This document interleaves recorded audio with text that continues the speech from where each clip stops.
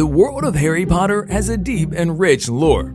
Aficionados have scoured the books and several interviews of its creator just for a hint of more information into the countless characters, magical artifacts, and creatures that inhabit the wizarding world.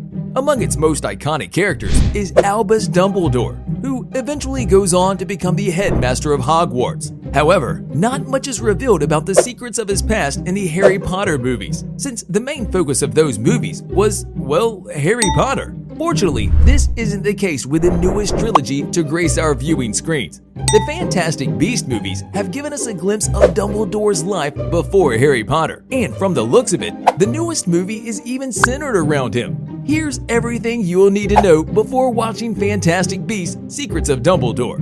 Grindelwald will be played by Mads Mikkelsen. Following the release of the second Fantastic Beasts movie, Johnny Depp became involved in a very public divorce, which invited a great deal of media coverage.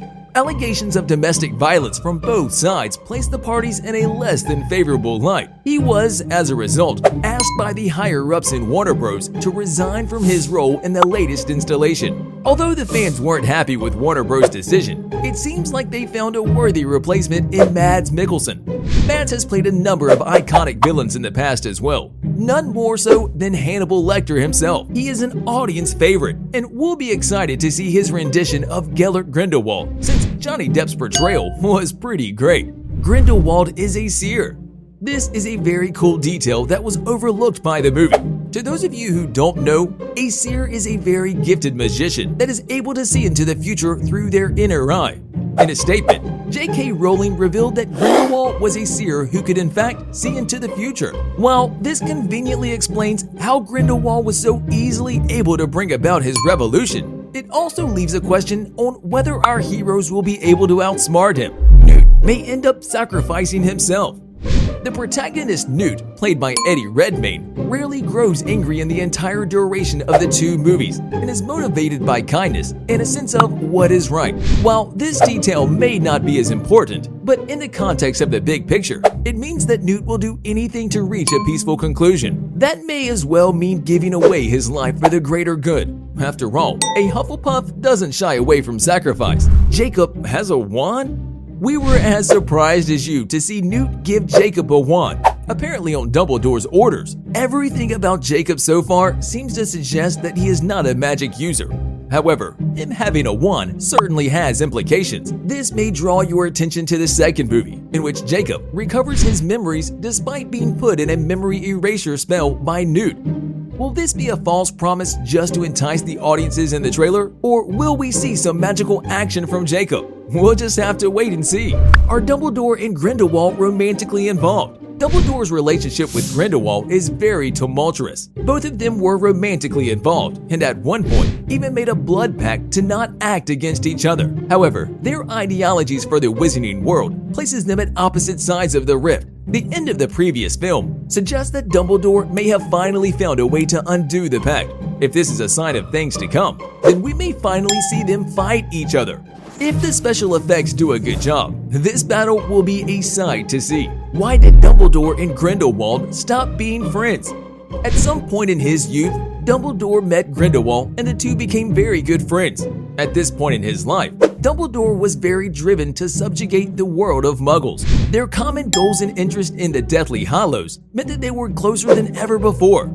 Their plans for world domination, however, are thwarted by Albus's brother Aberforth. The three confront each other in a chaotic duel, and tragedy strikes when a stray spell kills Albus's sister, Ariana. Her death results in a permanent drift between lovers Albus and Grindelwald. Dumbledore, a Muggle subjugator?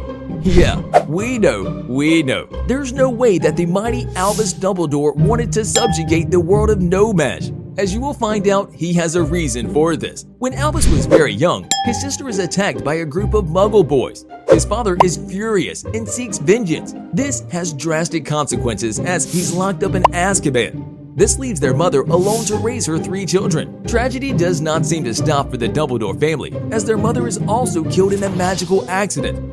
The culmination of these events leaves Albus furious and vengeful against the world of No-Maj. Okay, so who is Credence? Credence has been a character shrouded in relative mystery. He is intent on finding his family and origins throughout the movie, and honestly, so are we. The movies make both Credence and the audience unwind a bunch of knots to eventually arrive at nothing. By the end of the second movie, Grindelwald bestows a name upon Credence that he thinks to be true. Scariest Dumbledore. Is he though? Really? A Dumbledore? Grindelwald is a master manipulator and would have said anything to sway Credence to his side. But this time, as several theories suggest, he might be right. According to a popular theory, Credence is Ariana's Obscurius, given a physical body through the Philosopher's Stone. If this is true, then Credence is related to Albus, just not in the traditional sense. Will we see any more Fantastic Beasts? With the whole Grindelwald versus Dumbledore feud, it looks like the filmmakers completely forgot about the Beast. However, Newt is incredibly instrumental to Dumbledore's plans, and he commands literally an army of beasts. Both the trailer and the direction of the story seems to suggest that we'll be seeing a lot of new beasts. What mythologies will they be inspired by? How will their designs look like? We're as excited as you to find out. Will Grindelwald die?